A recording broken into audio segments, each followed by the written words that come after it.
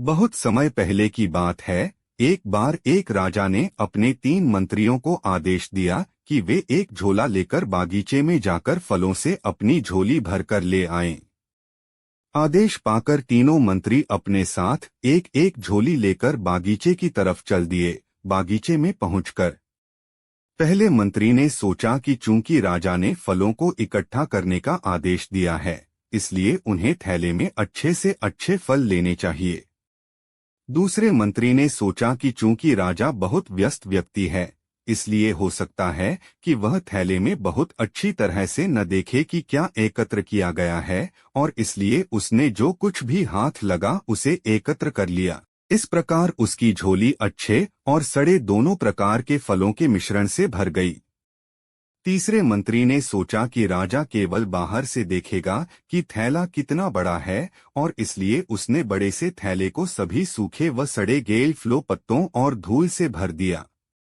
फल एकत्र करने के आदेश का पालन करने के बाद तीनों मंत्री अपने अपने बैग के साथ दरबार में वापस आ गए।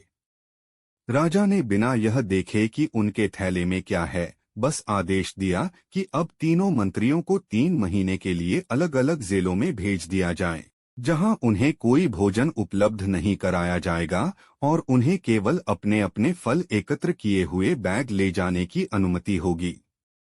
पहले मंत्री ने जो बहुत अच्छे अच्छे फल इकट्ठे किए थे, उसने उन्हें खाकर वह 3 महीने जेल में अच्छे से रहा। दूसरा थैले में अच्छे फलों के साथ कुछ समय तक जीवित रहा, और बाद में उसने जो सड़े हुए फल एकत्र किए थे उन्हें खाने से उसे बीमारियां हो गईं। तीसरे मंत्री के पास खाने के लिए कुछ नहीं था और इसलिए वह जीवित नहीं रह सका। कहानी की शिक्षा। कहानी से हम समझते हैं कि हमें अपने ही कर्मों का फल भोगना पड़ता है। तुम अपने कर्मों के बाद अपनी प्रतिक्रिया स्वयं भुगतोगे।